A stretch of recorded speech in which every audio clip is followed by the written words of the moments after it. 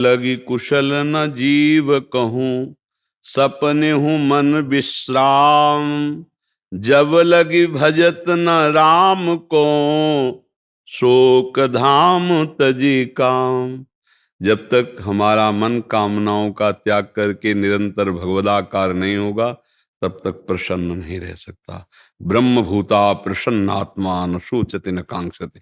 वही प्रसन्नात्मा होता है जो हर समय भगवान में अपने मन को जोड़ता रहता। सा वै मनः कृष्ण पदारविंदयो।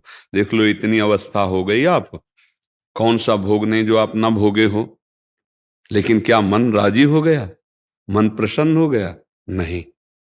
ईमानदारी से देखो, वो आज भी वैसे ही है। वो कभी तृप्ति का अनुभव नहीं कर सकता। अनेक जन्म व्यतीत हो गए और भी सब भोग विलासिता भोग लो, कभी तृप्त नहीं होगा।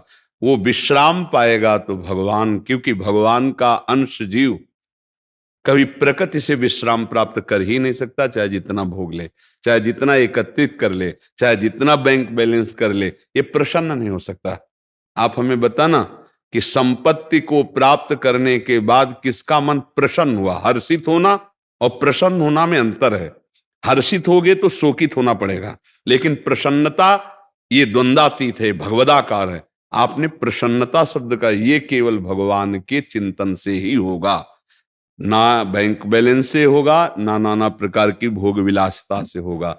अशांति बढ़ती जाएगी जितना बैंक बैलेंस बढ़ेगा और जितना भोग बढ़ेगा, शांति नहीं बढ़ सकती। देख लेना, जितना भजन बढ़ेगा उतनी शांति होती चली जाएगी, जितना भोग भोगते जाओगे उतनी अशांति बढ़ती चली जाएगी। आप खुद अनुभव करके देख लीजिए।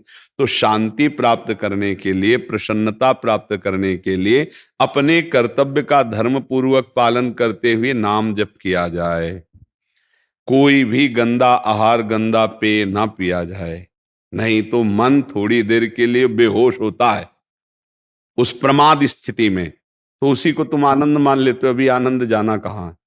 होश में चैतन्य होते हुए भी बेहोश रहना एक बड़ी अद्भुत स्थिति होती है, वो भगवान से प्राप्त होती है। आप भगवान के अंश हो, प्रकृति के अंश से आप कभी सुखी नहीं हो सकते हो। चाहे जितना प्रकृति को भोग लो, कभी मन प्रसन्न नहीं हो सकता। ऐसा लगता है कि एक चीज आज मन मांग रहा है, खा लें तो हम प्रसन्न हो जाएंगे, अगर ये हम भोग लें तो प्रसन्न हो जाएंगे। लेकिन जिसको तुमको सोच रहे हो कि भोग लें, उसको कोई भोग रहा है, लेकिन वो भी किसी और के लिए सोच रहा है। वो भी ऐसा नहीं कह सकता कि अब कछुनाथ न चाहिए मोरे, मैं प्रसन्न हूं, अब मुझे कुछ नहीं, ये नहीं कोई बोल सकता। ये वही बोल सकता है जिसका चित्त भगवान से जुड़ा हुआ है। तो हमारी प्रार्थना है, नाम जप कीजिए, अपने कर्तव्य का पालन कीजिए। बार बार मन संसार में जो जा रहा है, वहां से हटा के प्रभु के चरणों में, प्रभु के नाम में लगाइए, तो ही मन प्रसन्न हो सकता है। हमें तो आज तक और कोई उपाय नहीं लगा, न शास्त्रों में, न महापुरुषों के वचनों में। ऐसा कोई उपाय नहीं है जिससे अन्य उपायों द्वारा मन को प्रसन्न किया जा सके। आप देख लो, ये किसी भी वस्तु को स्थायी नहीं पकड़ता। मन को देख लीजिए, आप जिस वस्तु से प्रियता मन दिखाएगा, थोड़ी देर के बाद, थोड़े दिन के बाद, थोड़े समय के बाद वो उससे हट जाएगा और दूसरे की तरफ देखने लगेगा। इसका मतलब है ये केवल फंसा रहा है, ये कहीं तृप्त होने वाला नहीं। और एक बार प्रभु में लग जाए, अभी लगा नहीं है, एक बार प्रभु में लग जाए तो हटाए नहीं हट सकता। ध्यान रखना, जैसे तुम नाम जप करते हो तो विषय चिंतन नहीं छूटता, ऐसे विषयों में उसको रखा जाए तो भगवत चिंतन नहीं छूटेगा। मन की खासियत है, अगर उसको सही जगह पकड़ा दो फिर छोड़ने वाला नहीं, गलत जगह ये कहीं टिकेगा नहीं। ये मन भगवान का अंश है, इंद्रियाणाम मनश्चास्मि। ये तभी रुकेगा, तभी प्रसन्न होगा जब ये अपने अंशी में पहुंच जाए, भगवान के चिंतन में। हमारे हृदय की बात ये, अगर आपका किसी का कोई अनुभव हो कि मन इससे प्रसन्न हो जाएगा, तो आप बताओ, कुछ है ऐसा जिससे आप मन को प्रसन्न कर पाए हो आज तक, या कर लोगे? भ्रम से है, मुझे नौकरी मिल जाए तो मन प्रसन्न हो जाएगा, नहीं होगा। जिनको नौकरी मिली है, अगर इतना रुपया हो जाए तो जितना तुम सोच रहे हो उससे ज्यादा किसी के पास है, अगर ये मिल जाए तो वो भी किसी के अधिकार में है, तो उसको संतुष्ट हो जाना चाहिए। ये केवल भुलावा मन का है। संतोष धारण करो, धैर्य धारण करो, अपने कर्तव्य का पालन करो, नाम जप करो। पाप रहित पुरुष ही प्रसन्न होता है। पाप आचरण तभी तक बनते हैं जब तक हम मन के गुलाम रहते हैं। जब हम मन को अधीन कर लेते हैं तब हम प्रसन्न होते हैं। संत किसे कहते हैं? जिसने मन को अधीन कर लिया। मन मारिया तन बस में कीना, हुआ भरम सब दूर, बाहर से कछ दिखत नाई, अंदर चमके नूर, आपो त्याग जगत में बैठे नहीं किसी से काम, उनमें तो कछु अंतर नाई, संत कहो चाहे राम। आप गृहस्थी में रहते हुए भी संत हो सकते हैं। आप अपने धर्म से रहते हैं, धर्म की कमाई से परिवार का पोषण करते हैं, और जितना बनता है भगवान का नाम जप करते हैं, कोई पाप नहीं करते, तो आप देखना आप प्रसन्न होने लगोगे, आप हृदय में आनंदित होने लगोगे। अब गलत आचरण करोगे तो बैठे बैठे डिप्रेशन में पहुंच जाओगे। पापाचरण गंदा चिंतन कराता है और कल्पनात्मक भय देता है, उसी भय से तो डिप्रेशन आता है। बेमतलब की बातें मन में, जैसे एक ने प्रश्न किया था अंग्रेजी में, ओवर थिंकिंग। ओवर थिंकिंग तो हाँ, तो उसको समय क्यों दे रहे हो ओवर थिंकिंग का?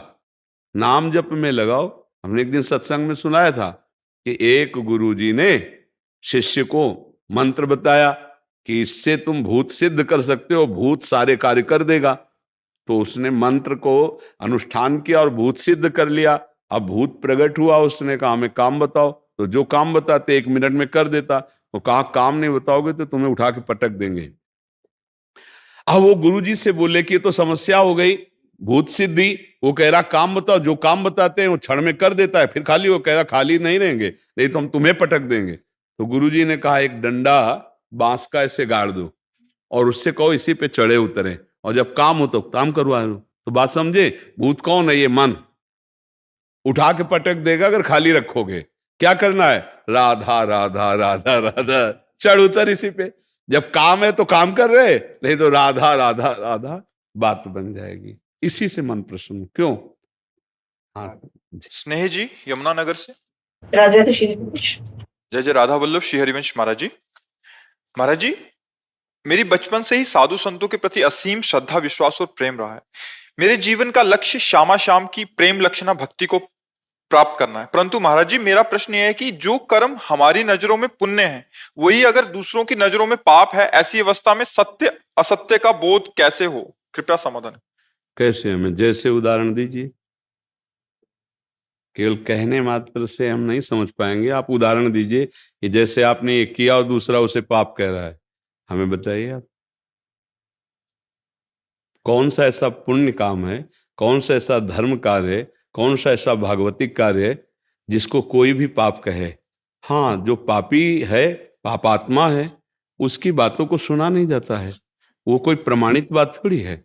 कोई महात्मा अगर कह रहा है तो आप हमें बताइए, पागल आदमी की कोई बात मानी जाती है क्या? तो जो वासनाओं में पागल है उसकी बात कोई मानी जाती है क्या? फाइनल में बात तो विवेकवानों की मानी जाती है, शास्त्र सम्मत मानी जाती है। आप शास्त्र सम्मत बात बताइए कि किस पुण्य को कहां पाप कहा गया है। आप किसको लेकर प्रश्न कर रहे हैं, किस बात को लेकर कहे हैं?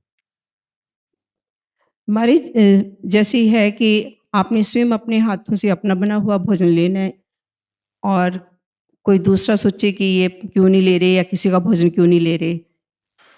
मतलब जो वैष्णव सावधानियां बताई जाती हैं, तो अगर दूसरा आदमी उसको समझे ना। आप हमारी बात, इसमें थोड़ा विवेक की आवश्यकता है। दूसरा कौन तुम्हें पूछेगा? कौन पूछेगा? कोई घर का प्रियजन होगा, समझ में आ रहा है? कोई घर का प्रियजन होगा, कोई आपसे संबंध रखता है, वो होगा। यदि वो निषिद्ध भोजन पाता है तो हम उससे प्रार्थना कर देते हैं कि हम भगवत मार्ग के पथिक ये नहीं पा सकते हैं। अगर वो अच्छा पवित्र भोजन बनाता है तो उनसे भगवान को अर्पित करके पा लेते हैं। तो उसमें विवेक की आवश्यकता है। उसमें कोई द्रोह या निषेधात्मक वृत्ति या पाप ऐसा कोई यहाँ तो सवाल नहीं उठता है। बात समझना है। हाँ, अगर ऐसे कोई गली चलते किसी को भोजन के लिए थोड़ी कहता है। एक प्रियता होती है, एक संबंध होता है। उस संबंध से जैसे वो चाहता है कि मेरे, तो अगर वो निषिद्ध भोजन नहीं है, वो त्याज्य भोजन नहीं है, तो उसे हम भगवान को अर्पित करके पा लेते हैं उसकी खुशी के लिए। उसके हृदय में श्री भगवान विराजमान है। लेकिन यदि निषिद्ध है तो हम उससे प्रार्थना कर देते हैं कि हम देखो भगवत मार्ग के पथिक हैं, हम ये पदार्थ नहीं पाते हैं, इसलिए हम नहीं पा सकते हैं। तो उसमें कोई बुरा मानने की या पाप की कोई तो बात ही नहीं है जी।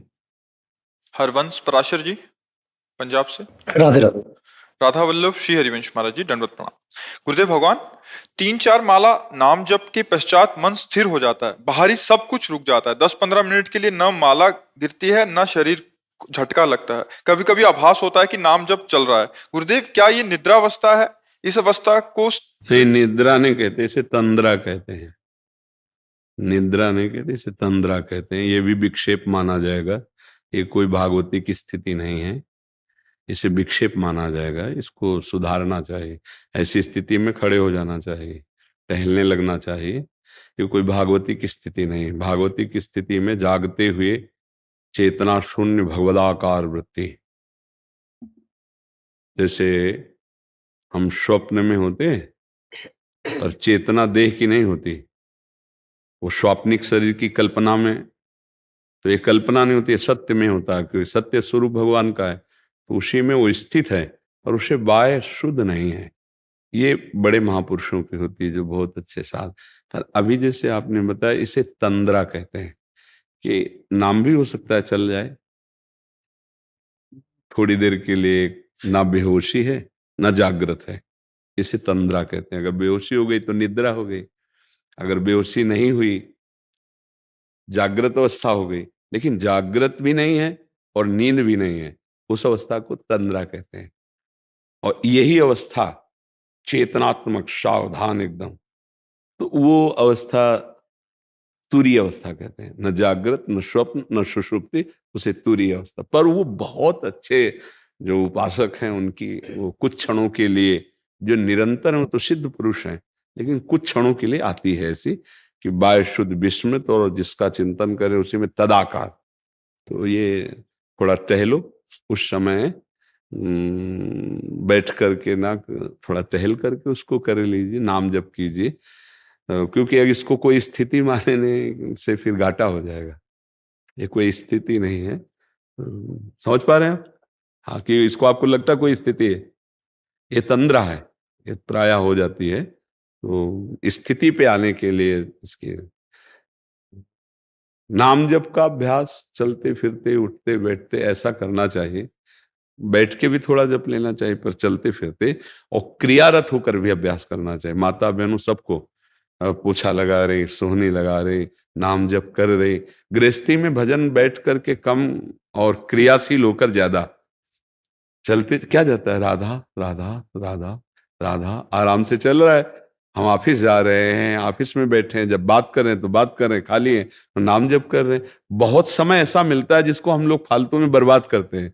उस समय को यदि हम भजन में लगा ले तो बहुत बढ़िया गृहस्थी का भजन हो जाए। गृहस्थी भी भगवत प्राप्ति में समर्थ है, ऐसा नहीं कि गृहस्थ भगवत प्राप्ति नहीं कर सकता है। हाँ, नाम और बढ़ाइए और थोड़ा टहल करके जप कीजिए। जी, मैं सेना में हूँ, ब्रिगेडियर AK सिंह, और निश्चेतना विभाग में स्पेशलिस्ट हूँ। दरअसल सेना में रहकर समाज से हम कुछ ना कुछ हद तक अलग हो जाते हैं, लेकिन समाज में जो मंथन चल रहा है, मैं सोचा तो मैं उसमें कैसे कंट्रीब्यूट कर सकूं। मतलब आपने कर्तव्य तो हम कर रहे हैं अपनी तरफ से जो भी, लेकिन समाज के प्रति हम और क्या योगदान कर सकते हैं। यदि आप अपने कर्तव्य पर स्थित है तो पूरे राष्ट्र की आप सेवा कर रहे हैं। और ये जो समाज परिवर्तन, उनके भाव का परिवर्तन होगा, वो स्वयं के तप और पवित्र आराधना से होता है। जैसे हम ऐसे समझाएं किसी को तो ऐसे समझ में नहीं आएगा, लेकिन यदि हम स्वयं समझकर और तप पूर्वक भजन पूर्वक, तो उसका प्रभाव पड़ जाएगा। समाज का परिवर्तन इस समय बहुत आवश्यक है, क्योंकि वायुमंडल में व्यभिचार और नाना प्रकार की कुप्रवृत्तियां फैल चुकी हैं कलयुग के कारण। अब उसके लिए यदि भजन और तप नहीं होगा तो वाणी से केवल परिवर्तन नहीं हो सकता। हम किसी को धन और सुविधा देकर सुखी नहीं कर सकते, उसके विचार परिवर्तन की आवश्यकता है। अगर उसका माइंड परिवर्तन नहीं हुआ तो वासनात्मक भूत उसके द्वारा जो क्रियाएं करवाएगा वो अशांत रहेगा, वो नाना प्रकार के पापाचरण करके वो बहुत क्लेशित रहेगा। अगर हमें समाज को सुधारना है तो बाहरी व्यवस्था में तो आप लगे ही हैं कि किसी भी तरह का आतंक हमारे देश को कष्ट ना दे पावे, ये तो। लेकिन अब जो देश की व्यवस्था की बात है सुधरने की, जब तक हमारे समाज का जो बुद्धि है उसका परिवर्तन नहीं होगा तब तक वस्तु दे देना, अर्थ दे देना, उससे सुविधा से काम नहीं चलेगा। अगर बुद्धि ठीक है तो और बुद्धि के लिए तप और भजन, इन दो के द्वारा बुद्धि का परिवर्तन होता है। भजन ही या तपस्या ही बुद्धि को सत्य की तरफ प्रेरित करती, प्रकाशित करती है। तो हमें लगता है कि भगवान से प्रार्थना की जाए और स्वयं भजन किया जाए और इसके बाद हम समाज का मंगल मनाते रहे। क्योंकि बॉर्डर तो हमारे लिए ठीक है, हाँ, लेकिन ऐसा ना, मैं कहता हूँ उस देश बहुत बुरा दिन होगा जब हम सेना को बोला जाएगा कि आप अंदर की स्थिति ठीक करो, हमारे लिए बहुत गड़बड़। हाँ, इसमें देखो, इसको हम जो कह रहे हैं उसको आप विस्तार से समझ लीजिए। अपने अपने पदों का दुरुपयोग यदि ना हो तो समाज का बहुत ज्यादा हिस्सा सुधर जाए। लेकिन आप जिस तरह से प्राणों की बाजी लगाकर बॉर्डर को सुरक्षित रखते हैं, उस तरह अपने पद की सीमा को सुरक्षित नहीं रखा जा रहा। हम ये नहीं कहते कि सब एक ही लाइन पे हैं, पर कहीं ना कहीं बहुत कुछ हम अपने राष्ट्र के द्वारा जो मिला हुआ पद है उसका दुरुपयोग होता है। अगर उसका दुरुपयोग बंद हो तो बुद्धि शुद्ध हो और वो लाखों को शुद्ध कर दे, पर बहुत कठिन है। अर्थ का प्रलोभन और जीवन का भय, ये दो जिसके दिमाग में हैं वो अपने पदाधिकार का सदुपयोग कभी नहीं कर सकता। आप इस बात पर ध्यान देना। अगर आप बॉर्डर में सुरक्षा पे हैं तो आपने दोनों का त्याग कर रखा है और जीवन की बाजी लगा करके आप, और दूसरी बात, प्राण का मोह त्याग करके किसी भी क्षण कुछ भी हो सकता है, तब आप बॉर्डर की सुरक्षा किए। तो आज हमारे धर्म की रक्षा, आज हमारे राष्ट्र पदों की रक्षा, अगर कहीं डामाडोल हो रहा है कुछ, तो वो बुद्धि के कारण हो रहा है। कोई सत्य पे चलना चाहता है तो उसे प्राणों का भय है। कौन आ गया कि अगर आप ऐसा नहीं करते हैं तो ऐसा, या फिर अर्थ का प्रलोभन। प्रलोभन और भय दो का त्याग तभी हो सकता है जब अध्यात्म का ज्ञान हो। अध्यात्म के बिना प्रलोभन और भय का त्याग नहीं हो सकता, और प्रलोभन और भय ये धर्म का पालन नहीं करने देते हैं। आप विचार करके देखना इस विषय पर। तो हमें लगता है कि अध्यात्म शिक्षा अगर जन जन में पहुंचे, वास्तविक अध्यात्म, प्रवचन होना तो बहुत है, ये तो बहुत है, वास्तविक अध्यात्म में जब तक हम स्वयं नहीं होंगे तब तक सुधार नहीं होने वाला है। तो अध्यात्म का आप अपने अंदर प्रसार कीजिए और फिर बाहर प्रचार कीजिए। हमारी तो प्रार्थना आपसे यही रहेगी और जन समाज से ही रहेगी कि हम एक एक अपनी बुद्धि को अध्यात्म के द्वारा पावन करें और भय और प्रलोभन से हटे। प्रलोभन काम आदि दोषों में उतार देता, नाना प्रकार के दुराचार प्रवृत्तियों में,